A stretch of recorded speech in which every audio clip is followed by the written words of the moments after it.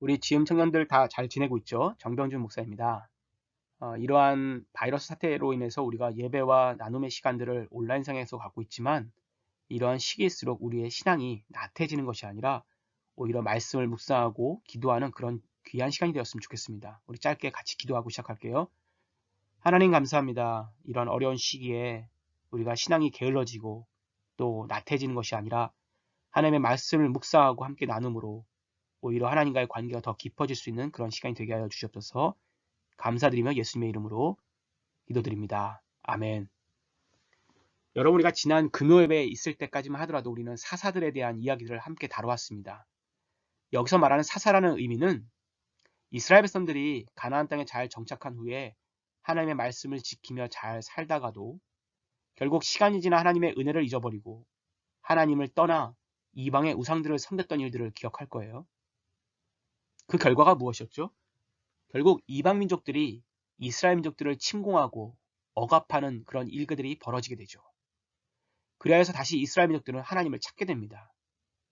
하나님은 그러한 이스라엘 백성들의 부르짖음에 외면하지 않으시고 이들을 구원할 한 민족의 지도자를 세워주시는데 그 지도자를 우리는 사사라고 합니다.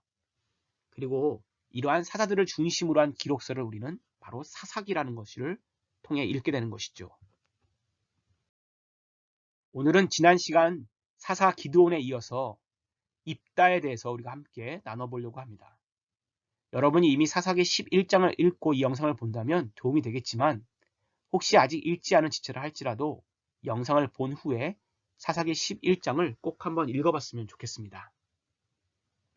사사 입다가 세워지기 전 이스라엘 상황은 어땠을까요? 사사기 10장 6절을 보니까 이스라엘 자손이 다시 여호와의 목전에 악을 행하였다. 그리고 여러 이방신들을 섬겼다. 이렇게 기록되어 있습니다. 우상에 하나만 섬긴 것도 아니고 여러 이방신들을 섬긴 이 당시의 모습을 보면서 이스라엘 백성들이 얼마나 영적으로 타락했는지를 우리가 볼 수 있는 것이죠. 결국 이스라엘 백성들은 암몬 족속의 침입을 받게 됩니다. 당시 이스라엘 주변에는 많은 이방 민족들이 살고 있었는데요. 이번에는 암몬 족속이 이스라엘을 쳐들어온 것이죠. 이로 인해 이스라엘 백성들이 고통을 받고 곤고하였다고 그렇게 성경은 기록되어 있습니다. 하나님께서는 이스라엘 백성들의 외면을 또 외면하지 않으시고 또 듣게 되시죠. 여러분, 우리가 이것을 통해서 알 수 있는 것처럼 항상 사사기에서 우리가 보여지는 죄의 악순환을 보게 됩니다. 쉽게 말하면 하나님의 은혜대로 살다가 그들이 하나님을 떠나 죄를 짓게 되면 이방 민족에게 압제를 당하게 되고 그러한 억압과 핍박에 못 이겨 하나님을 다시 찾게 되면 하나님은 그들의 간구를 외면하지 않으시고 사사를 세워 그들을 구원하시죠. 그리고 그들은 평화를 얻게 됩니다. 그러나 시간이 지나고 또 시간이 흘러 그들이 하나님의 은혜를 잊어버리고 감사하지 못한 삶을 살다가 결국 다시 이방 민족과 통혼하게 되고 그들의 문화에 깊이 빠져 죄의 문화를 답습하는, 그래서 죄를 짓게 되는 그런 모습들을 보게 되죠. 이러한 사사기에 나타난 이스라엘 백성들의 죄의 악순환들이 어쩌면 우리의 신앙의 삶 가운데서도 있지 않나 그런 생각이 들곤 합니다. 어쨌든 하나님께서는 이스라엘 백성들의 이러한 고충을 보시고 또 그들의 부르짖음에 한 사람을 세워주십니다. 그 사람이 바로 오늘 우리가 살펴볼 입다라는 사람입니다. 여러분, 입다의 이 태어난 배경을 보면 사사기 11장 1절과 2절에 기록되어 있는데요. 이 길르앗 사람 입다는 길르앗이라는 사람이 기생을 통해 낳은 아들이라고 그렇게 기록되어 있습니다. 물론 이 길르앗은 본처도 있었겠죠. 즉 본처의 아내를 통해서 아들들도 낳게 되는데 결국 그 아들들과 입다가 같은 집안에서 자라게 된 것 같아요. 그러니 본처의 아들들은 기생을 통해 얻은 이 입다를 멸시하고 굉장히 학대했던 것으로 그렇게 여겨집니다. 이거는 당시의 문화에서도 그런 것이죠. 우리가 옛날 조선시대 때 서자와 또 본가의 대를 이은 그런 장자와의 차이를 뒀던 것처럼 이 당시 이스라엘 백성에서도 기생의 아들이라 그러면 사회적으로 비천한 신분이었던 것으로 우리가 여겨집니다. 어쨌든 입다는 아버지의 집에서 쫓겨나게 되죠. 그 이후에 입다는 도시라는 땅으로 이동하여서 그곳에서 자신의 성장을 이루고 또 그것에서 큰 리더십을 발휘하며 용사로서 용맹을 떨치게 됩니다. 결국 암몬 족속이 이스라엘 민족들을 침입했을 때 길르앗 사람들은 자신들을 이끌 민족의 지도자를 찾았는데 그만큼의 용맹함과 리더십을 가진 사람이 없었던 것이죠. 결국 그들은 돛땅에서 머물고 있던 입다를 다시 찾아오게 됩니다. 참, 내쫓을 때는 언제고 이제 와서 다시 찾는 것이죠. 그러나 입다는 자신의 민족이 고통당하고 있다는 것을 외면하지 않고 그들의 요청을 받아들이게 됩니다. 그리하여 입다가 그렇게 민족의 사사로 세워지게 된 것이죠. 입다는 먼저 암몬 족속 왕에게 자신의 사절단들을 보내어서 이 문제를 외교적으로 해결하려고 합니다. 즉, 이스라엘에 침공한 명분이 없음을 암몬 왕에게 얘기하는 것이죠. 그렇지만 암몬 왕은 오히려 역사적인 사실을 왜곡하며 침공의 명분을 내세웁니다. 즉, 오래전에 이스라엘 민족이 가나안 땅으로 들어오기 전에 자신들의 땅을 무단으로 점거하여 지금까지 갖고 있으니 그 땅을 돌려달라는 것이죠. 그런데 사실 이것은 사실과 다른 왜곡된 내용이 있습니다. 즉, 암몬 왕이 사실을 왜곡하여서 자신의 침공을 명분을 삼았던 것이죠. 결국 이러한 암몬 왕의 요구를 받아들일 수 없었던 입다는 뒤로 물러나 이제 암몬과의 전쟁을 준비합니다. 그러면서 입다는 하나님께 먼저 기도를 하게 됩니다. 그 기도의 내용이 사사기 11장 30절부터 31절까지 나와 있습니다. 입다가 여호와께 서원하여 뭐라고 기도했냐면, 암몬 자손을 내 손에 넘겨주시면 내가 암몬 자손에게서 평안히 돌아올 때에 누구든지 내 집 문에서 나와 나를 영접하는 그는 여호와께 돌릴 것이니 내가 그를 번제물로 드리겠나이다. 이렇게 기록되어 있습니다. 여러분, 여기서 번제라는 것이 무엇일까요? 번제라는 것은 우리가 잘 알다시피 희생제물을 불로 태워 바치는 제사를 얘기합니다. 자, 그럼 입다는 이후에 어떻게 됐을까요? 전쟁에서 승리한 입다는 결국 하나님의 도우심으로 모든 이스라엘 민족들을 구원하는 일에 귀하게 쓰임을 받습니다. 그리고 입다가 승리하여 돌아오게 됩니다. 그런데 그 돌아오는 길에 입다를 처음 맞이한 것이 바로 그의 무남동녀 딸이었던 것이죠. 여러분, 그러면 입다는 자신이 전쟁에 나가기 전에 하나님께 서원한 대로 그의 딸을 산채로 번제로 하나님께 바쳤을까요? 아니, 그보다 먼저 입다가 선하여 기도하였던 그 내용이 바로 사람을 산채로 인신제사를 드리겠다라는 그런 내용이었을까요? 입다는 그러한 신앙을 갖고 있었던 사람이었을까요? 우리는 여기서 많은 오해를 하게 됩니다. 그 오해의 원인은 바로 성경을 번역한 것에 대한 잘못된 번역 때문에 그렇죠. 입다의 서원의 내용은 이러합니다. 그가 여호와께 서원하여 이르되 암몬 자손을 내 손에 넘겨주시면 내가 돌아올 때에, 한국 성경에는 누구든지라고 번역이 되어 있죠. 하지만 히브리 원어에는 무엇이든지라고 번역되어 있습니다. 내 집 문에서 나를 영접하는 자, 즉 입다가 처음 보는 것을 얘기하는 것이죠. 한국 성경에는 그는 여호와께 돌리겠다라고 얘기했지만 히브리 원어는 그것을 여호와께 돌리거나 내가 그것을 번제물로 드리겠나이다, 이렇게 기록되어 있다는 것이죠.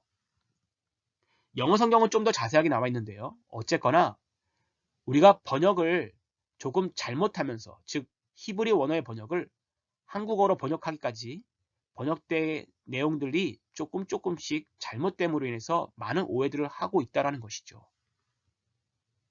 히브리 원어에 가까운 입다의 기도는 입다가 승리하여 돌아올 때에 무엇이든지 간에 자기가 처음 본 것을 하나님께 번제로 드리거나 여호와 하나님께 헌신하게끔 바치겠다는 내용이 담겨 있습니다.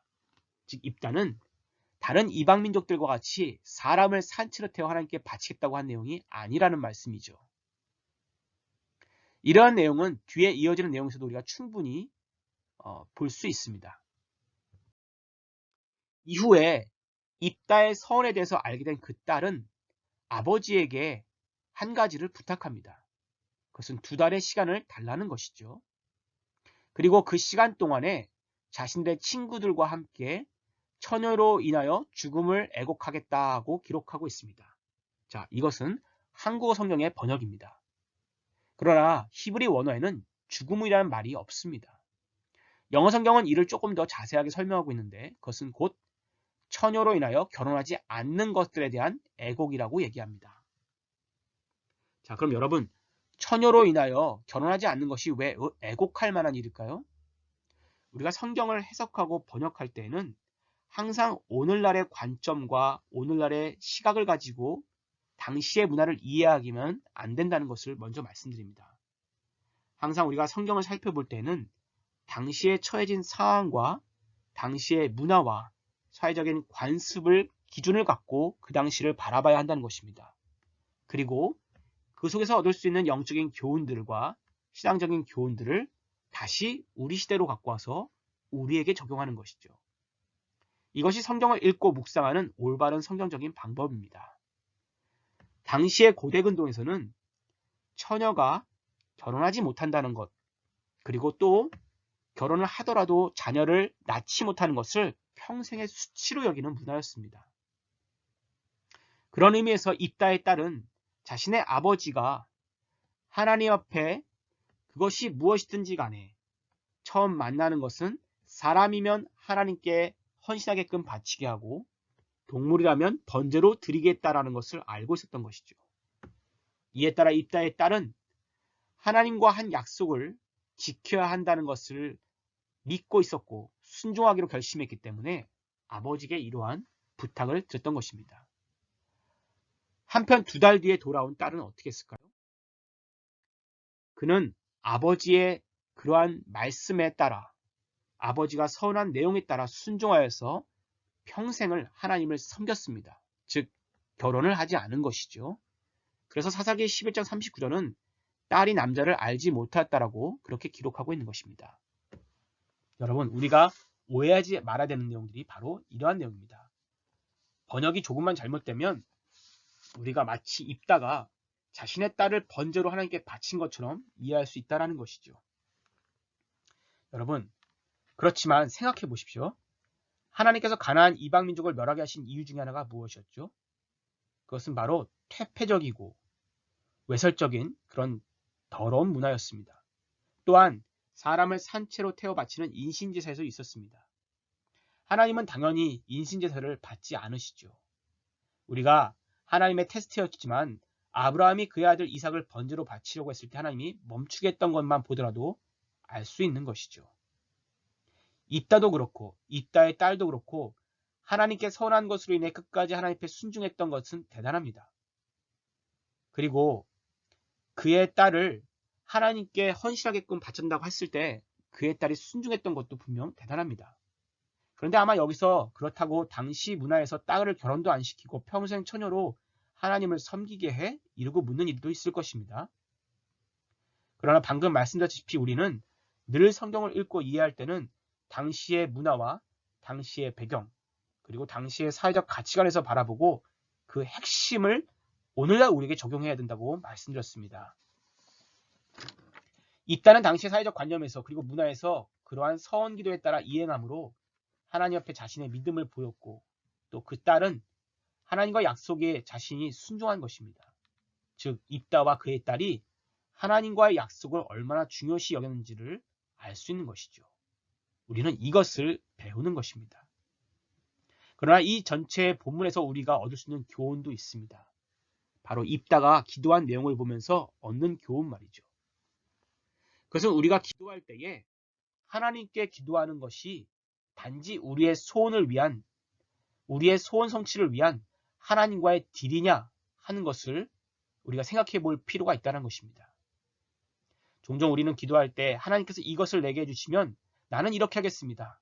하나님만이 이거를 들어주시면 나는 분명히 하나님께 이렇게 드리겠습니다라고 기도를 하곤 합니다. 실제로 내가 그렇게 하겠다라는 순종의 초점이 맞춰져 있다기보다는 먼저 하나님께서 내 요구를 들어주시는 그 마음이 더 큰 것이죠. 이러한 기도 속에는 종종 우리의 보이지 않는 욕심도 들어가 있습니다. 입다가 하나님께 그렇게 기도하지 않았다 할지라도 하나님께서는 이미 사사기 10장 16절의 말씀을 통해 알 수 있듯이 이스라엘 백성이 회개하고 돌아와 하나님을 찾는 것에 근심하시며 그들을 구원하시고자 입다를 세우신 것을 알 수 있는 것이죠. 그러나 사사가 된 입다는 오히려 전쟁 직전에 외교로 그 문제가 해결되지 않자 믿음의 문제로 이것을 보기 시작했고 자신의 믿음의 연약함 때문에 하나님께서 이것을 꼭 들어주셔야 한다는 것을 전제로 기도를 드렸던 것입니다. 다시 말하면 하나님께서 이것을 해주시면 나는 이렇게 하겠다라는 일종의 딜을 한 것이죠. 즉 하나님께 조건부의 기도를 드린 것이었습니다. 여러분 기도가 무엇일까요? 기도는 하나님과 딜을 하는 것이 아닙니다. 우리가 성경을 통해 아는 기도의 가장 중요한 요소는 하나님과의 소통입니다. 즉 하나님과 소통을 통하여서 하나님이 뜻하신 바와 그분의 선하심이 무엇인지를 기대하는 마음으로 나아가는 것. 그것이 기도라는 것이죠. 우리는 입다의 잘못된 기도를 통하여서 기도할 때 우리가 조심해야 되는 것들이 무엇인지를 또한 배우게 되는 것입니다.